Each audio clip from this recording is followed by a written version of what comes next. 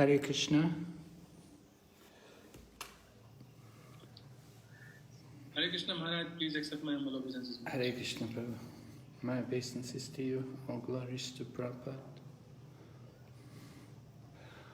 We can begin, Prabhu?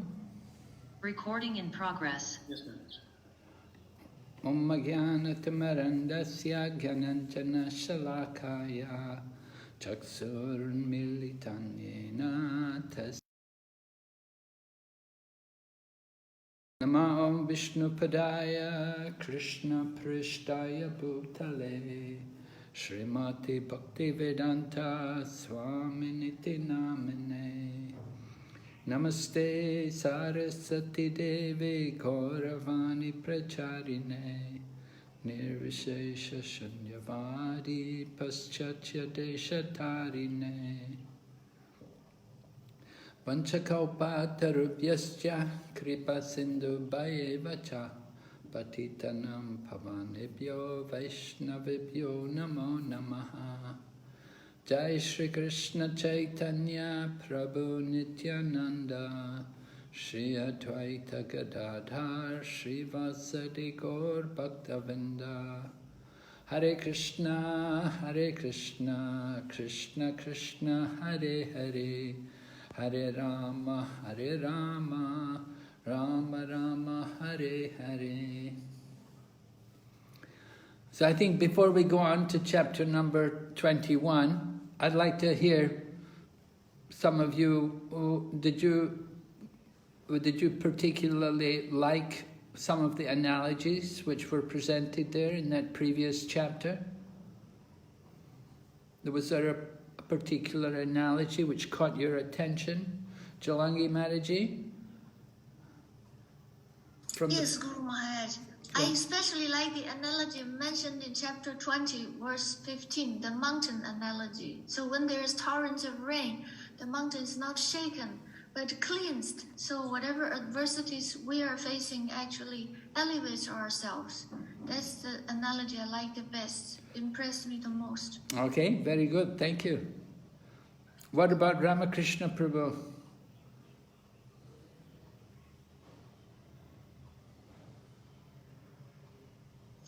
Kṛṣṇa Maharaj, I like the particular analogy of the kings collecting the taxes. Yes. Why did you like that so much? Because that actually serves the real purpose. Just like how the waters are gathered and makes the clouds and then it returns back again as rain for the benefit of everybody. So ideally the kings must do the same for the benefit of the citizens. Do you think it's actually possible or is it just theoretical? No, it's very much possible if the leaders take to Krishna consciousness seriously. Mm-hmm. The governments today, how are they doing? Well, they may not be fully Krishna conscious, but at least there is some idea that they want to do some welfare. So partly it is going on, but what we see around is a great amount of corruption. Mm-hmm. Okay, thank you, Prabhu. Hare Krishna. Is anybody else out there who would like to contribute? Tell me something. Which particular analogy which they felt was very interesting? Maharaj, may I speak? Yes, please. So I like the analogy of the glowworms in the night, which are trying to replace the moon and the stars. So it's compared to the various pseudo-religionists and atheistic people who try to get some attention in Kali Yuga and divert the attention of the people, while the actual devotees are like the moons and stars, and sometimes when the sky becomes clear, then the path also becomes clear. These two analogies are connected. So that's good analogy for preaching, because people are so much attracted to various things, and it's a very powerful analogy which can tell them the reality of their attraction and try to divert their mind to Krishna consciousness. Okay, thank you very much. Yes, certainly a memorable analogy, the glowworms. Those sects which are like glowworms become prominent in the Kali Yuga. Yeah, maybe we'll hear from one Mataji more. Can I, Maharaj? Yes, please, Mataji. I like the 6th verse, Maharaj, where the flashing of lightning and then the great clouds are shaken. So just like merciful people who the clouds gave their lives. So this was reminding me of Srila Prabhupada, for the good of the world, how Srila Prabhupada, he was so comfortable in Vrindavan, but yet he gave up that comfortable life just to save all of us. So that's the verse I was just thinking about. Oh, thank you. Thank you very much. So, like the lightning, is it? No, the lightning, it shakes away the clouds, and then the clouds, they give up their they give up the rain, yeah. Yeah. Pour the water on the land, Yeah. give people relief from the scorching heat. Okay. Just like merciful people. So Srila Prabhupada extinguished the blazing fire of our material existence. Yeah. Poured the rain of mercy on us. Okay, very good. Thank you very much. Thank you, Maharaj. All right, so then we'll go ahead to the next chapter, which is chapter 21. Let's see. Oh gosh. Some of these things need to go out.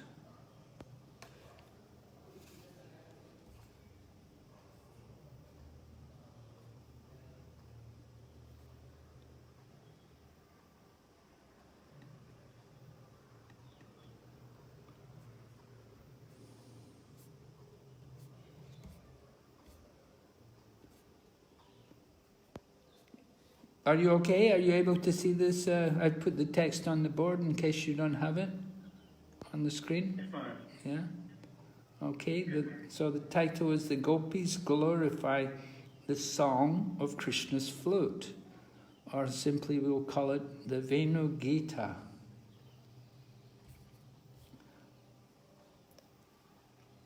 Okay, so would somebody like to read here something, read the first couple of paragraphs here from this summary of the chapter to introduce to us what we're going to hear?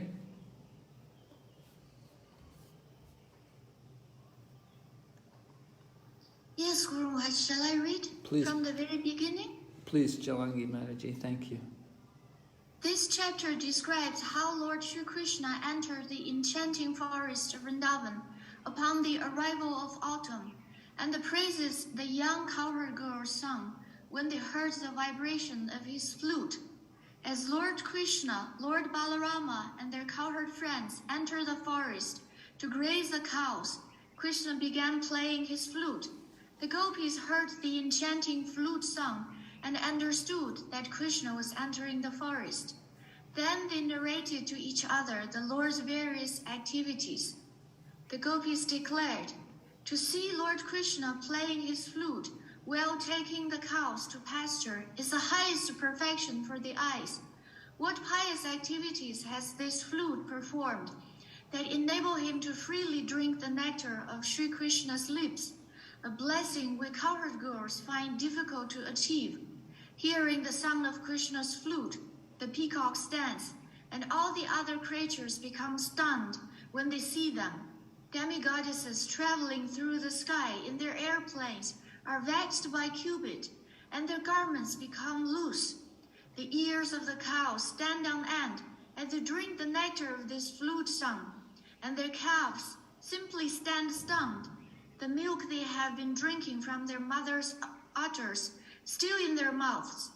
The birds take shelter of the branches of trees and close their eyes, listening to the song of Krishna's flute with rapt attention. The flowing rivers become perturbed by conjugal attraction for Krishna and, stopping their flow, embrace Krishna's lotus feet with the arms of their waves, while the clouds serve as parasols to shade Krishna's head from the hot sun. The Aborigine women of the Shabara race, seeing the grass stained by the red kumkum adorning the Lord's lotus feet, smear this vermilion powder upon their breasts and faces to elevate the distress created by Cupid. Govardhan Hill offers grass and various kinds of fruits and bulbous roots in worship of Lord Sri Krishna. All the non-moving living beings take on the characteristics of moving creatures, and the moving living beings become stationary. These things are all very wonderful. Well, thank you very much, Chulangi. Very nice. So this is our publisher's summary of the chapter. This 21 describes how the gopis are afflicted by their love for Krishna, hearing the flute. That's why it's called, of course, Venugita. They offer but they not only praise the flute. The gopis of will hear the praise of the flute, but we'll also hear the praise of Vrindavan. And then they'll praise the different animals, the female animals, the does especially, and the cows. And they'll praise also, we heard about the female devatas, the goddesses, how they were also stunned with love for Krishna. So this will all be described here in this chapter. 21 is the Venu Gita. 31 will be Gopi Gita. Gopi Gita is probably more famous. The meter which the Gopi Gita is written in is very wonderful, and devotees like to sing it, particularly during Kartik. We often hear the devotees sing it, but any time it can be sung. We have some people who come to our temple in Hong Kong, some ladies there, they come and every day they sit and they sing the whole Gopi Gita. But this is Venu Gita. I don't know if any of you are familiar with reciting it. Anybody? Any of the ladies recite the Venu Gita regularly? It's maybe not the easiest meter to recite. Anyway, let's begin. Who would like to read the first verse? Let's try to read the Sanskrit also. And we'd like to hear the Sanskrit. There's only some 20 verses in this chapter. It's a small chapter. So I think we have time. We can read if someone can read the Sanskrit to us, someone who's good in reciting Sanskrit, who has a nice ability in that. Srinivas, you want to do it? Yes, Maharaj. Sri Sukha Vacha Ittam Sarat Swacha Jalam Padmakara Sugandhina Nyavisad Vayuna Vatam Sago Gopalako Chuta. Yes, very nice. Go ahead, read the translation. Sukadeva Goswami said, thus the Vrindavan forest was filled with transparent autumnal waters and cooled by breezes perfumed with the fragrance of lotus flowers growing in the clear lakes. The infallible Lord, accompanied by his cows and cowherd boyfriends, entered that Vrindavan forest. Thank you, Prabhu. So in the previous chapter we heard about the rainy season and how then after the rainy season then came the autumn season. And we heard about the beauty of the autumn season there in Vrindavan. So now is also the autumn season, and we're hearing about how Lord Krishna performs his pastimes in the forest. We're hearing about how the gopis actually view Krishna, how they understand Krishna performing his pastimes in the forest. As the gopis, of course, they're in the village, but they have the desire to see Krishna's pastimes as they are in the forest. So Sukadeva Goswami was describing the autumn season in the previous chapter, and now he's going to describe these pastimes about the song of the flute. The song of the flute, or the Venu Gita, which is also related to this description of autumn. So the first couple of verses are describing the beauty of Vrindavan forest and Krishna's entrance into the forest with the sweetness of autumn. And we can see in the first verse how Vrindavan is described, that the beauty is in relation to two aspects. One is the autumnal waters, and the other is the breezes,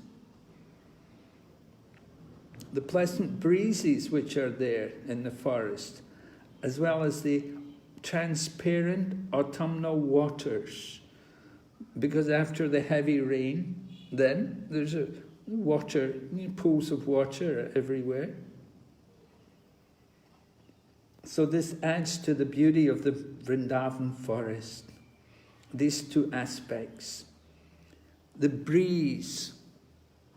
The acharyas tell us that Sukadeva Goswami, in describing the breeze, he used singular. He didn't talk about breezes. It wasn't the plural, but it was singular. So that is to indicate that the breeze was not harsh, that the breeze was gentle. That's what you want. You know, in winter time, in some parts of the world, it can be very cold. I know in the UK, we have, most of the year, they have these cold winds coming off the Atlantic, because the UK is an island. So it's right at the side of the Atlantic, and there's often these big storms coming off the Atlantic. So a lot of wind. And then similarly also in Russia and places like that, they have very strong winds coming from the north, coming from the Arctic, coming down. But here in Vrindavan, in the autumn season, at least, in the autumn season, there's a breeze, and that breeze is perfumed with the fragrance of the lotus flowers which grow in the lakes. So the breeze carries the fragrance of the lotus flowers. So we can understand something of the beauty of the Vrindavan forest in the autumn season. And we're told the infallible Lord, accompanied by his cows and cowherd boyfriends, entered the Vrindavan forest. So we can, our minds can be attracted to the beauty of that wonderful forest.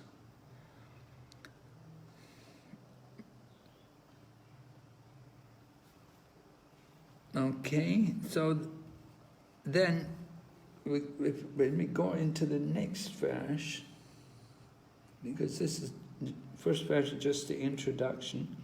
So who would like to read the second verse for us and have a go at the Sanskrit also? Maharaj, can I read? Please, Prabhu. Thank you. Kuchumita vanadati shushmi bringa Vijakula justa sarasharin mahidram Madhupati ravagahya charayanga Saha pashupala balaschukuja venum. Oh, very nice, yes. You're a master. Thank you.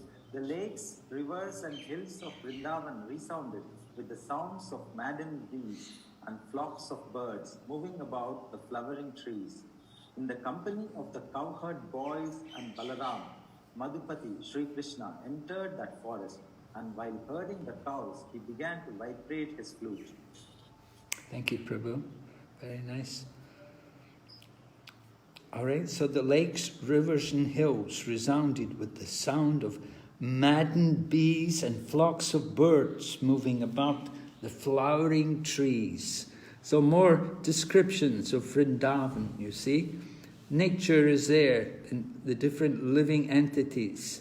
The birds and the bees and the flowering trees all add to the beauty of Vrindavan. And then there's the lakes and rivers and hills also. So it makes the whole scene very wonderful. And in the company of the cowherd boys, there is Balaram and also Madhupati. Madhupati being the name of Lord Kṛṣṇa. Who would like to tell us something about the significance of this name, Madhupati? How do you understand this name, Madhupati? There's different interpretations, different acharyas have given us different meanings. One acharya, the one I read, was talking about Madhu as being spring, and Pati being the master. Pati can also, like the husband, but here it can also mean the controller, the in charge. So Lord Kṛṣṇa is the personification of the spring season. So he is Madhupati. And it said that when Lord Kṛṣṇa appeared, that although it was autumn, it was actually like spring, because all the different flowers which usually bloom in the springtime, somehow they were all blooming in the autumn season by the arrangement of Kṛṣṇa. That Lord Kṛṣṇa is the controller of these different things through his different potencies, and he arranges for the beauty of the Vrindavan forest to supplement all of his pastimes. I think when we heard, do you remember reading about the birth of Kṛṣṇa? And we were told at the birth of Kṛṣṇa, what was it? What particular season did Lord Kṛṣṇa take birth in? What month was it? Bhadrapad. What month was that? Bhadramas. Bhadramas. Okay, thank you. Yes, Bhadramas. So, how was the weather at that time? Rainy season. It's a rainy season. Yes, right. It's a rainy season. But when Lord Kṛṣṇa appeared, how was Vrindavan? How was it? The forest? How was Golok? How was Gokul? How were all these places? It's like spring. Yes, it was like spring. That's how it's described. It said it was like spring, although it was actually it was the month of Bhadra. It was a rainy season, but still it was like spring. Because Kṛṣṇa enjoys the beauty of spring. The different flowers which bloom in the spring season are most pleasing to Lord Kṛṣṇa. So this was one interpretation of Madhupati, but there's some others. Maybe you can remember, you can think of some. Right? What's the meaning of the word Madhu? Common meaning of Madhu? Honey. Honey, right. So do you know some pastimes of Kṛṣṇa with the honey, or what was happening? Maraji, do you know? There's a conversation between Radharani and Kṛṣṇa. Yes, can you tell us more? When Kṛṣṇa comes to meet Radharani and she's not opening the door, he's giving various names.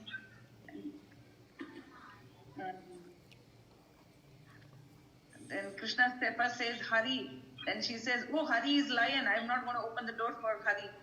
Then he says, I'm Madhupati. Oh, you're the king of the bees. The bees is going to sting me, so I'm not going to open the door, she says. Oh. So like that, he keeps giving different names, and she keeps interpreting them as different names. He means one thing, but she takes it as another thing. Okay. Last time.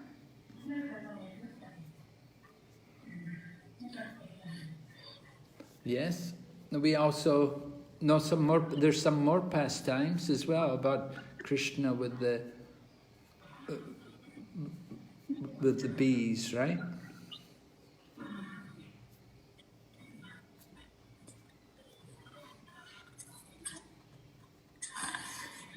Maharaj, can I say something? Please, Prabhu.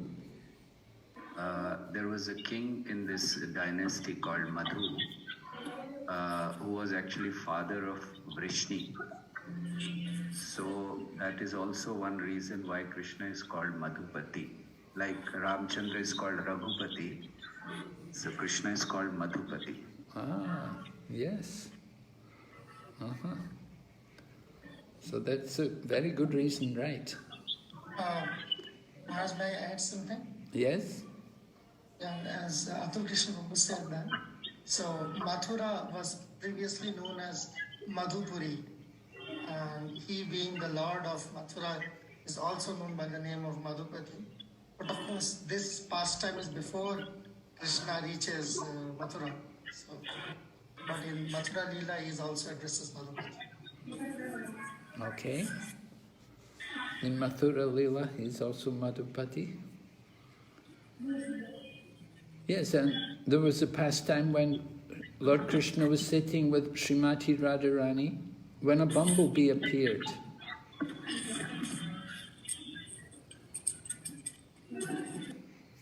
And Srimati Radharani became a little afraid of the bee. But then he said, Madhu's gone. Madhu's gone. And she thought Kṛṣṇa had gone.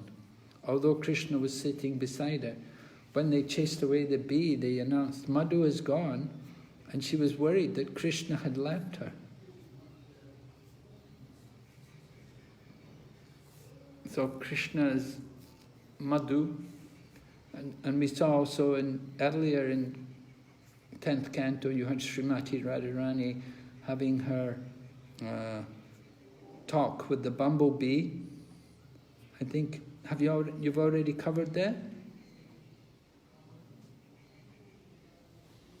Where Radharani is talking to, oh no, maybe you haven't come there. You haven't come to that yet, it will come later.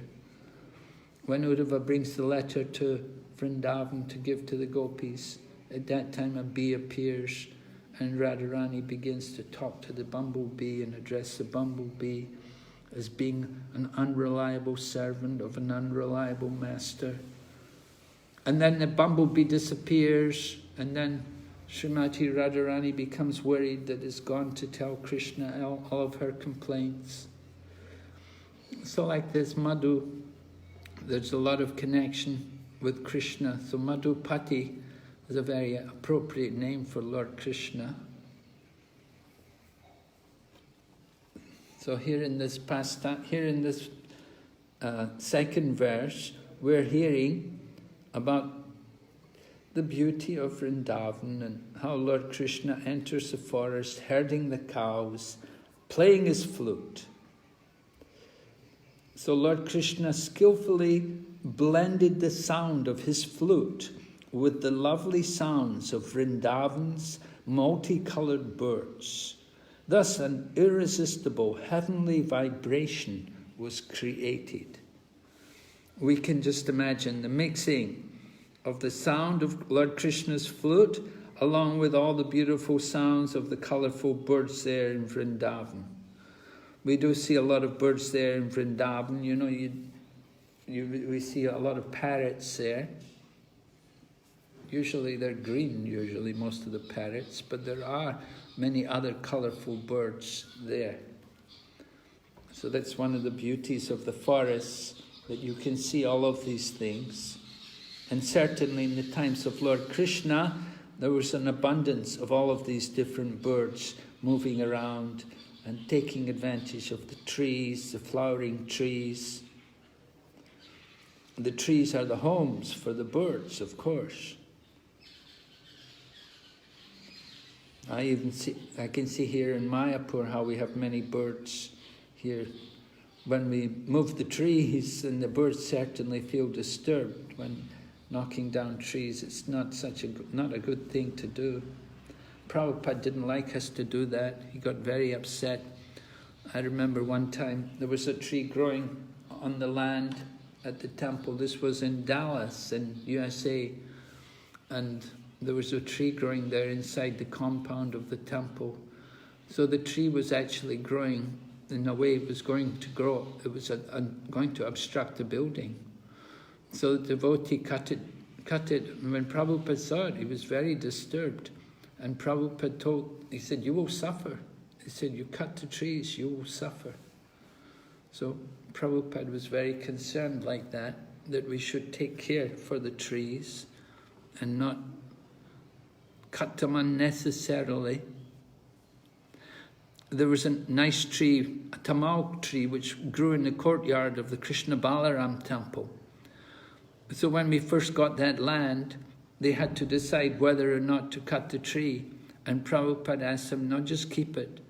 And the tree grew so nicely, it became a very important part of the temple. Everyone appreciated the beauty of that tree. In the course of time, the tree left the body. Now it's been replaced with another tree. But still, it gave a lot of association. So Kṛṣṇa and the cowherd boys entered the forest of Vrindavan. Kṛṣṇa is playing the flute. We should understand that it's only Kṛṣṇa playing the flute. And so the Venu Gita song is coming from Kṛṣṇa's flute only. It's not coming from anyone else's flute. We should note that point, that although sometimes they talk about Lord Balaram, generally we think of Lord Balaram as being Haladhara. He's the carrier of the plough. Kṛṣṇa plays the carrier of the flute, but Balaram, generally we have him carrying the plough. So Lord Balaram, he is encouraging us to do agriculture, and Lord Kṛṣṇa is encouraging us with cow protection. But the two lords are together. Okay, we'll go ahead. Text number 3. Who would like to read for us? May I read, Maharaj? Please, Prabhu. Vrajastriya ashvatya venugitam smarodayam paschit paroksham Krishnasya swasvabhigya anvavarnyam. Yes. Yes, translation. When the young ladies in the cowherd village of Vraja heard the song of Krishna's flute, which arouses the influence of Cupid, some of them privately began describing Krishna's qualities to their intimate friends. All right, thank you, Prabhu. So it's mentioned here, young ladies. So we should understand there are different gopis there. Now, not all of the gopis are young ladies. There's young ladies and there's older ladies.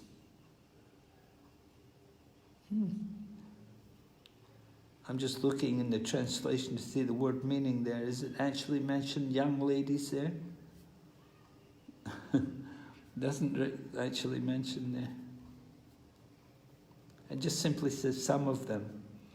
Anyway, it's understood that these ladies who are feeling like that, feeling influence, under the influence of Cupid, that this is going to be the younger ladies who are going to be influenced by Cupid. The older gopis, they will be more vatsalyaras. They will be more in the mood of motherly affection towards Kṛṣṇa. But the young gopis, they're influenced by Cupid. So when they hear the sound of Kṛṣṇa's flute, the gopis, they become affected. And some of them begin describing Kṛṣṇa's qualities to their friends.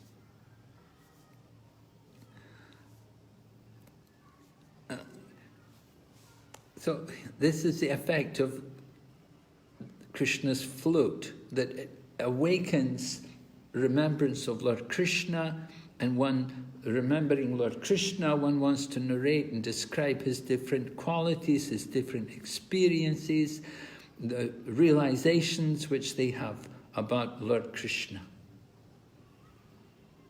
All right, we'll go ahead. We're still in the introductory stage of this chapter.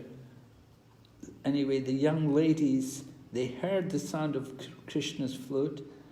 It awakens influence of Cupid, and they begin to talk about Kṛṣṇa to their intimate friends. They're not going to talk to just anybody about the influence of Cupid, their loving feelings. That's going to be for only intimate friends, you know. They're not going to reveal that to everyone.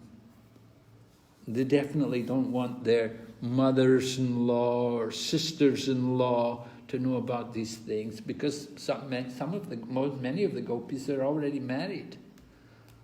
So they're very cautious what they say. Okay, go ahead, text number 4. Who could read?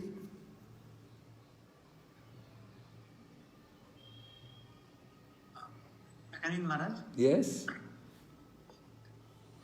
Tadvanetum arabdha smarantya Kṛṣṇa cheshtikam nasakan smaravagena vikshipta manaso nripa.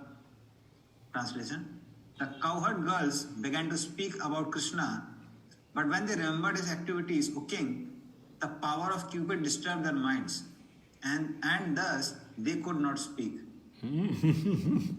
Okay, so this is the result of the gopis' love for Kṛṣṇa, that they had so much strong affection for Lord Kṛṣṇa that when they remembered Lord Kṛṣṇa and his activities, because of their loving feeling for Kṛṣṇa, remember that this love for which the gopis have for Kṛṣṇa is not like the love of Kubja, it's a pure love.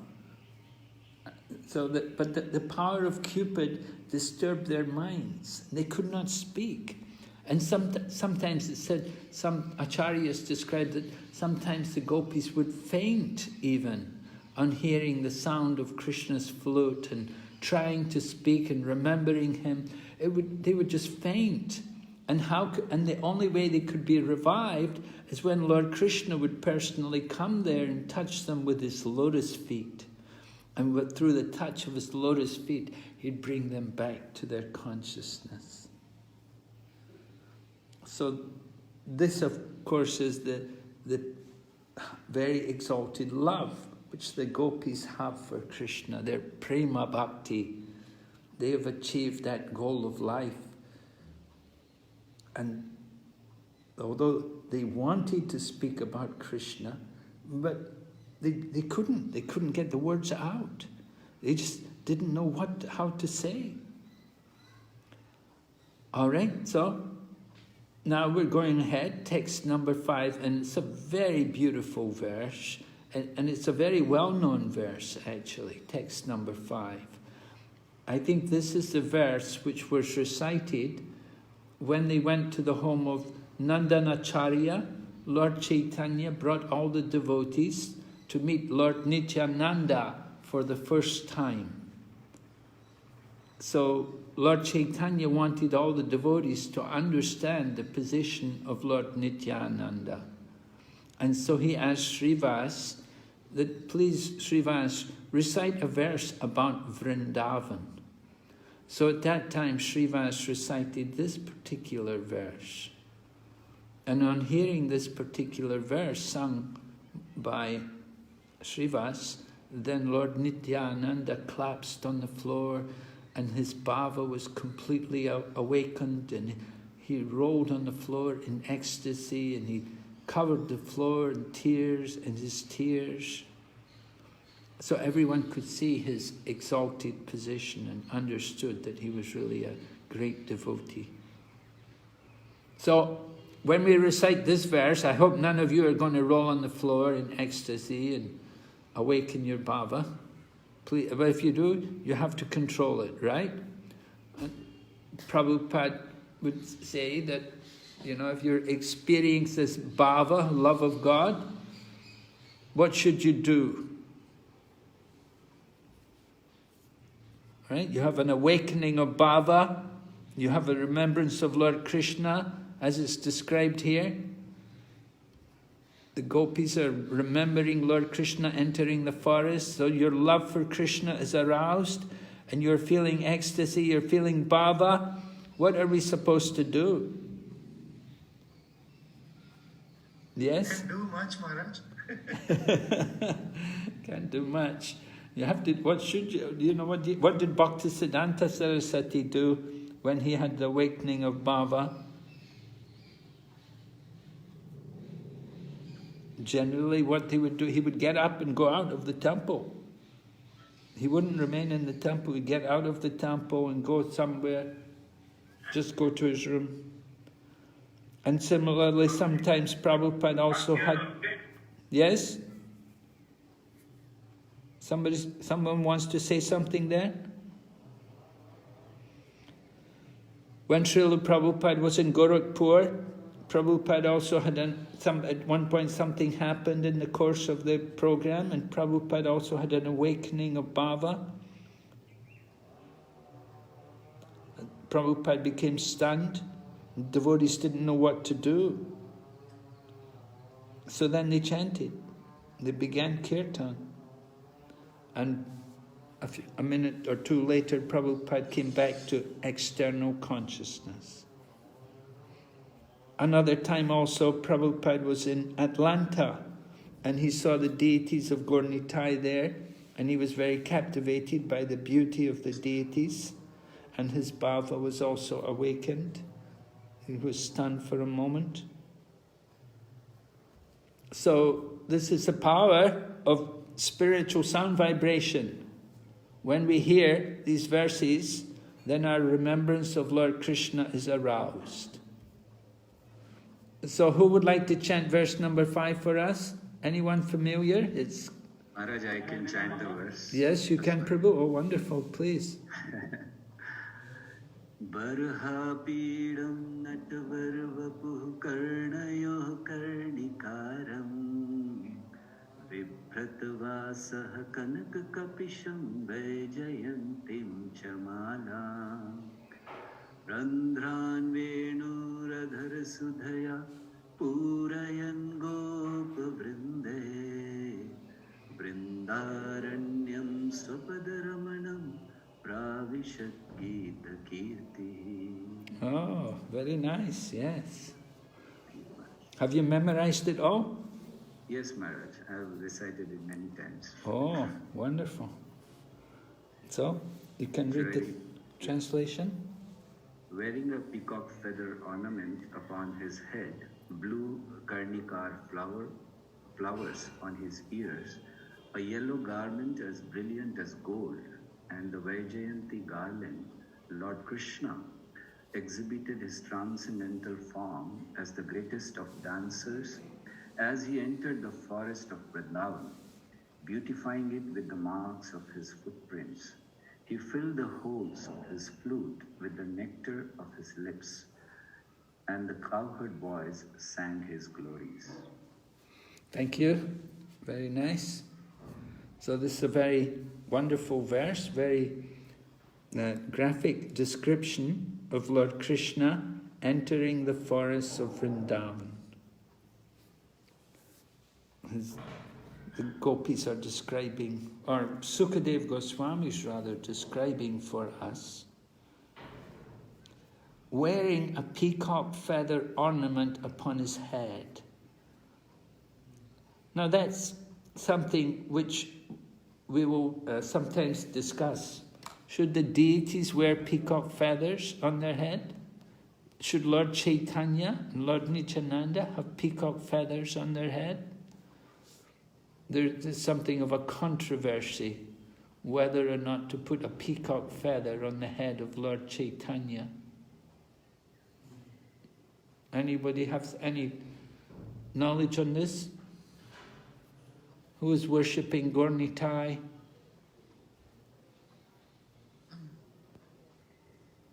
Maharaj, Yes. I can only narrate the position of DT Worship Ministry on this, and that is that there is no offense in putting the peacock feather on Gaurnitai's head, especially Mahaprabhu's head, because we are worshipping Mahaprabhu as Krishna, not as devotee.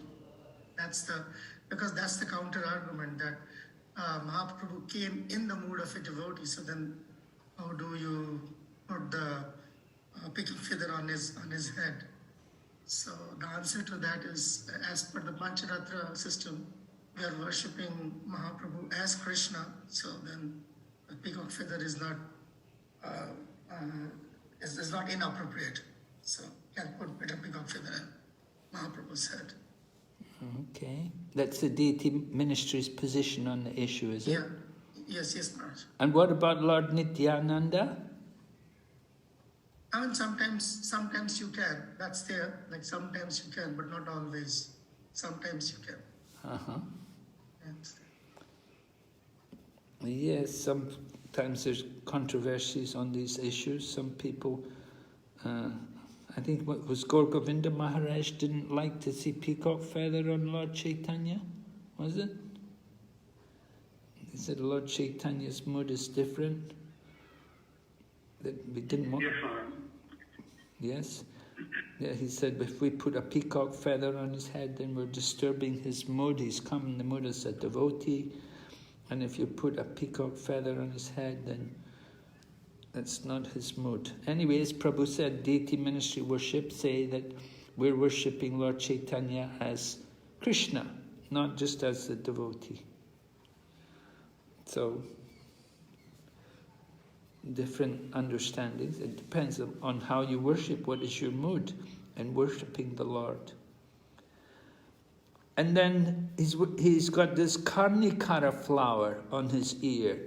What exactly is this flower, the blue Karnikara flower? Have we got these? Are they growing in many places? I'm not very sure what it is. No one's ever showed me this is a Karnikara flower.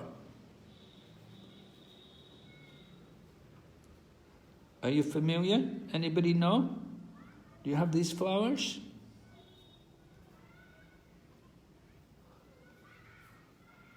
Nobody knows. No response. Okay. And then a yellow garment as brilliant as gold. Is the Lord only dressed in yellow? Does he wear any other colors?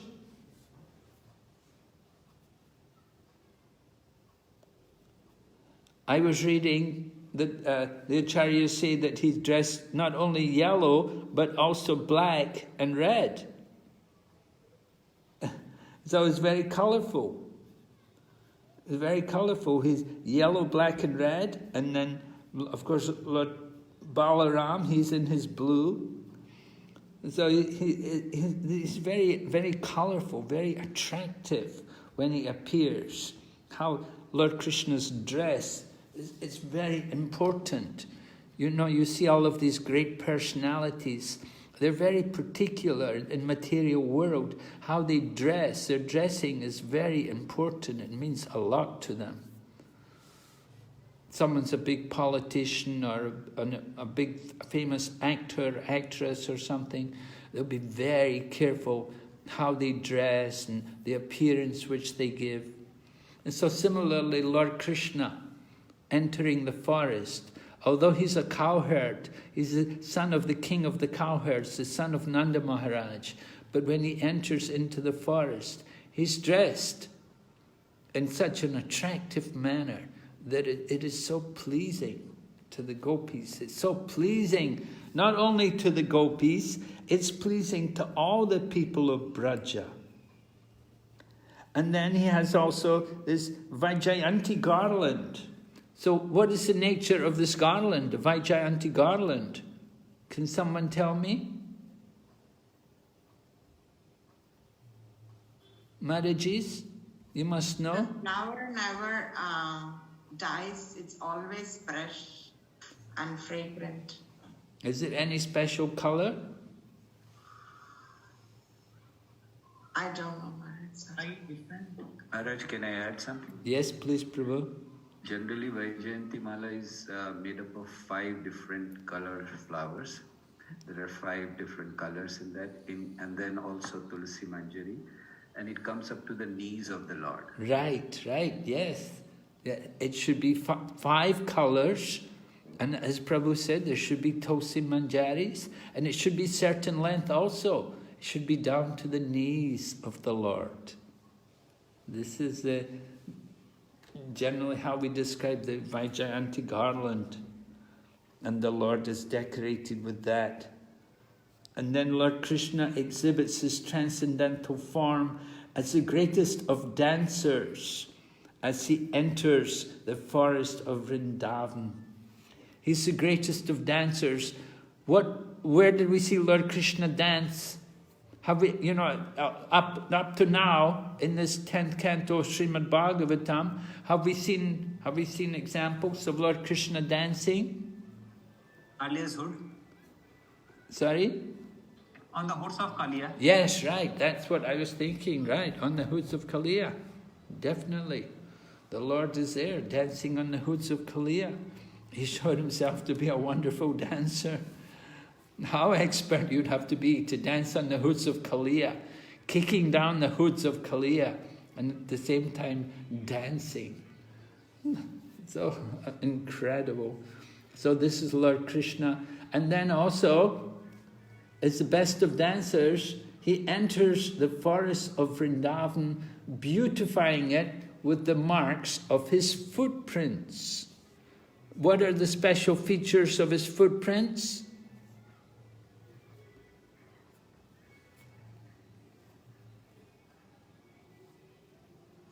The footprints of the Lord have special signs on them.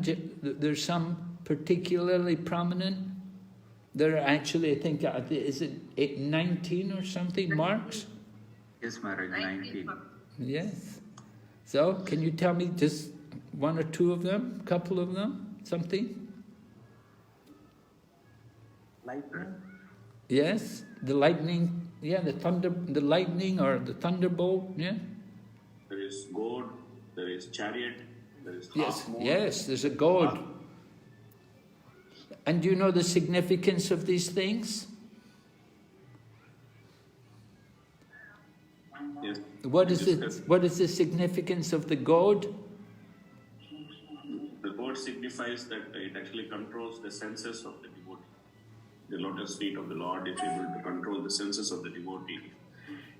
Just as the elephant is controlled by the gourd, then the devotee's senses are also controlled by the gourd, and they are led in the proper direction. And the senses include the mind also.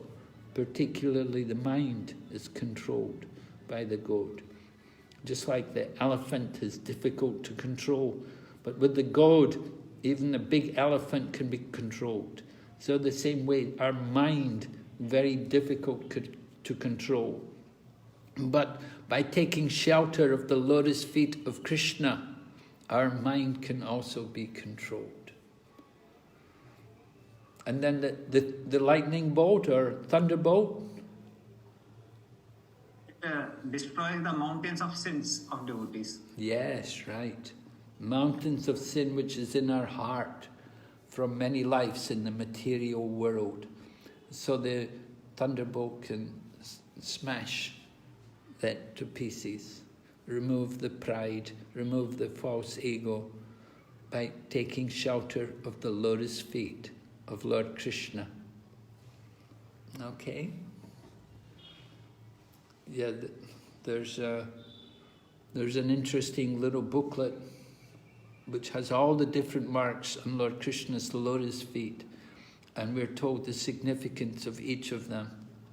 And by taking shelter of the Lord's lotus feet, then we can get that purification of consciousness. So Lord Kṛṣṇa beautifies the forest of Vrindavan with his lotus footprints. And we're told also there's a difference between, there's something special about Vrindavan, that these footprints are there. But there's no footprints in Vaikuntha. Why are there no footprints in Vaikuntha? This is something unique to this Vrindavan. That in Vrindavan, the Lord leaves his footprints everywhere. But there's no footprints in Vaikuntha. Lord wears footwear. Yes, right. The Lord wears his slippers in Vaikuntha. He's got his slippers on, so there's no footprints. There's some Prabhupada pastime, maybe you've heard it. There's a Prabhupada pastime. A devotee was following Prabhupada, and he was seeing the footprints of all the devotees, but somehow when Prabhupada was walking, there were no footprints. He couldn't understand it. And everyone else was leaving their footprints on the ground, but everywhere Prabhupada walked, he walked behind. There was no footprints from Prabhupada. It's just amazing, Prabhupada's mystic power. All right, so this is such a very beautiful description of Lord Kṛṣṇa entering the forest of Vrindavan. And then he filled the holes of his flute with the nectar of his lips. So the flute, we may say, oh, the flute is no good, it's got holes in it. You know, what kind of flute is this? It's got holes in it. No, it's not a very good flute. But Lord Kṛṣṇa fills the holes of the flute with nectar from his lips. And then that nectar from his lips, which enters in the holes of the flute, that enters into the ears of the Gopīs. And from the ears of the Gopīs, it enters into their hearts. And this way, the love of the Gopīs is expanded more and more in their remembrance of Lord Kṛṣṇa. And then finally, the cowherd boys sing the glories. The cowherd boys are also very devoted to Lord Kṛṣṇa. They're very attached to Lord Kṛṣṇa. Every morning, as soon as they wake up, as soon as before the daylight comes, they wake up and they're anxious to go to be with Kṛṣṇa, and they're going to go out into the forest to be with Kṛṣṇa and spend their day with Lord Kṛṣṇa in the forest. So the cowherd boys, they love to be with Kṛṣṇa. Kṛṣṇa is their life and soul. He's the center of their existence. They will go in the forest together. And of course, this is the greatest pain for the Gopīs. Because the Gopīs, they can't go into the forest. They have to stay back. They will hear Lord Kṛṣṇa call the cowherd boys. Where are you all now? Sridham, Sudama, Subal, Rishabha, where are you now? Let's go. We have to go it's time to go in the forest. The cows are waiting for us. They want to go to the forest. And they will come running. And of course, they bring their lunch boxes with them. And they go off for the day into the forest. And of course, as they go into the forest, Lord Kṛṣṇa will be playing his flute, calling all the cows, and the cowherd boys will come, and the Gopīs, they will hear the sound of the flute. And when the Gopīs hear that sound of the flute as it enters their ears, then they understand, oh, now Kṛṣṇa's leaving, he's going into the forest. So this is the time of separation between Kṛṣṇa and the Gopīs. And the Gopīs are greatly pained to think that Kṛṣṇa is going off into the forest. They would like to go and be with Kṛṣṇa, but they can't go. They have their duties to perform. Some are married and have children, and they have to take care of the cows, and they have to churn the butter into yogurt, and they have to do so many different chores and duties. They cannot just go and leave everything. But they will come and watch. They'll watch Kṛṣṇa go off into the forest. If you read the Brihad Bhagavatamrita, it's described there, Sanatana Goswami describes in some detail there, how every day the cowherd boys will go off into the forest. They'll go out from the village of Vrindavan into the forest, and the gopis will be greatly pained, and they will even follow for some distance. They want to follow Kṛṣṇa into the forest. But after a certain distance, Kṛṣṇa will tell them, okay, now you go back, it's far enough. Now you go back. So in this way, the gopis have to go back to their homes, and they know Kṛṣṇa's gone off to the forest with the cowherd boys. And they want to see the pastimes which Kṛṣṇa's enjoying there in the forest with the other cowherd boys. Because in the forest, Kṛṣṇa will be doing things which he can't do in the village. You know, when you're in the village, all the elders are there, the mothers and fathers and everything, and the husbands and so on. So they have to behave in a different manner. It's a different situation. But when they go into the forest, they enjoy. They have their kirtan, and they have singing and dancing. Just like sometimes the devotees, you know, when they're in the temple, you have your program, but sometimes you get away from the temple and you go off into the countryside and you have a program, and it's a very different mood. It's a very relaxed mood. You're not so conscious about others, and you're more free to chant and to dance. And indeed, Lord Kṛṣṇa and Lord Balaram, they enjoyed. Lord Kṛṣṇa would play his flute, and sometimes also he will sing, and in this way they will dance and they'll have wonderful kirtan. And Lord Kṛṣṇa will say, can any of you sing like me? Lord Kṛṣṇa will joke with the cowherd boys. They say, can any of you sing like me? Can any of you dance like me? A little bit pride, you know, just joking words between Kṛṣṇa and the cowherd boys. He said, what can you do? You're just a cowherder. How can you do much? You can't do much. You're not very qualified. This way Lord Kṛṣṇa is enjoying the company of the cowherd boys and encouraging them also to dance and to sing the glories of Lord Kṛṣṇa. So this is a very, very nice verse. This fifth verse is very, very beautiful. Gopis remembering all the transcendental qualities mentioned.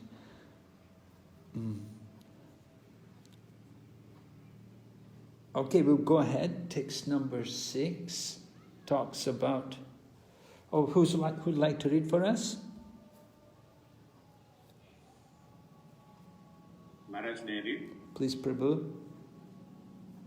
Iti venuravam rajan sarva bhuta manoharam shukva vajasti sarva varnayanto bhire bhire. Yes, thank you. Translation? O king, when the young ladies in the Vraja heard the sound of Kṛṣṇa's flute, which captivates the minds of all living beings, they all embraced one another and began describing it. Shall I read the purport also? Yeah, you can do. The word iti here indicates that after becoming speechless by remembering Kṛṣṇa, the cowherd damsels then regained their composure and were thus able to ecstatically describe the sound of Kṛṣṇa's flute. As few gopis began to exclaim, the other gopis realized that they shared the same ecstatic love within their hearts, and all of them started embracing one another overwhelmed with conjugal love for young Kṛṣṇa. Thank you, Prabhu.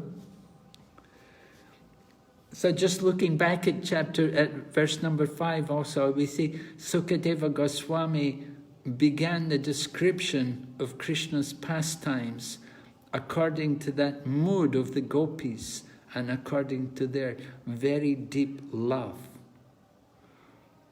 And he's describing the different features of Krishna which stimulated that love of Krishna within the minds of the Gopīs.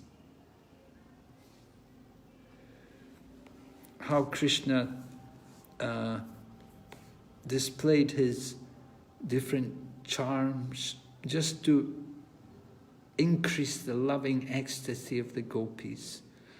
You know, wearing these big garlands with 5 different colors of flowers, and the dressing which he had as well, and then the peacock feather on his turban on top of his head.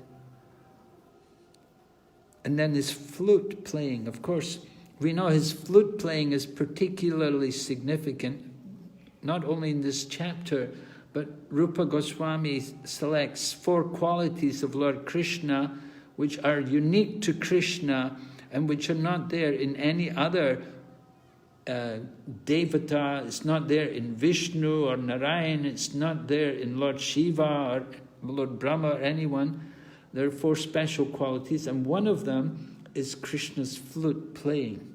That his flute playing is so pleasing that it attracts people all over the creation. So the flute, although it was, we may think it's just some unconscious piece of wood, is it actually capable to do so much, to have so much effect on others? But we should understand that that flute was not just some unconscious wood, because when he's touched by the nectar of Lord Krishna's lips, then that flute becomes transcendental and life is brought into that flute. The non-living becomes living by the touch of Krishna. Krishna can put life into these objects. That is the nature of the spiritual world.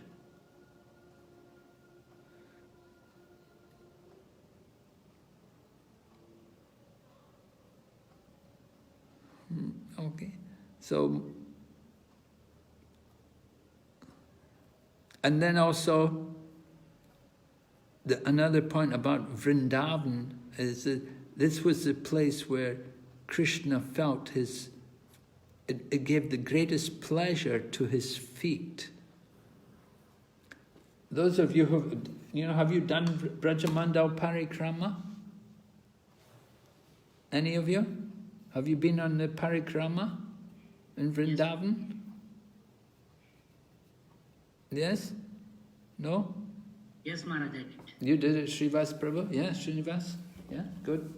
Yes? So when you go on Brajamandal, Vrindavan Parikrama,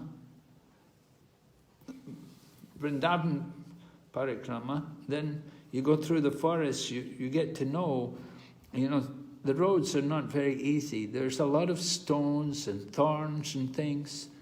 And indeed, when you read the Gopi Gita, you'll see there's a verse there where the Gopis are lamenting about Krishna, that they're worried about his feet, that his feet must be affected by all the stones and thorns and pebbles there. And it's really bothering the mind of the Gopis that they're so concerned about Krishna's soft feet, because Krishna's feet are very soft and tender. And they wonder how Krishna's feet will be affected walking through these forests every day in Braja. But we're told here there's some special places in Braja which Krishna likes very much, and that's where Krishna performs rasa dance. If you're going to do rasa dance, then you definitely want to be somewhere where there's good ground there, nice soft earth. You don't want to be trying to dance where there's a lot of stones and thorns everywhere. That will be really painful, right? You know that. if you're walking barefooted there on the parikrama as you're supposed to, then your feet really feel it. And if you try to dance and then there's a lot of stones and thorns, then it's going to be really painful. So Kṛṣṇa, he likes particular areas where Rasa Mandala is. It's a special area where Kṛṣṇa can dance with all the gopis, and they won't feel trouble. The earth there is very nice. It's very pleasant, favorable. Of course, Kṛṣṇa is transcendental to these things, but still, we should understand that these kind of considerations are going to be there for everyone. Krishna's body is completely spiritual. He's not going to be affected by stones or thorns or pebbles and so on. But the gopis, they're thinking like that. They're thinking about Kṛṣṇa. They're not thinking about their own self. Their only thought is for Lord Kṛṣṇa, how to please him, what makes him happy. This is the mood of the gopis, their pure love for Kṛṣṇa. There's no consideration of their own self. Everything is done for Kṛṣṇa. So when the gopis come for rasa dance, it's not for their pleasure, but it's to give pleasure to Kṛṣṇa.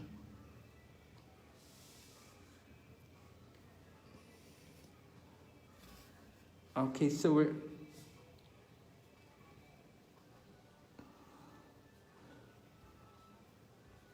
we're on text number 6, right?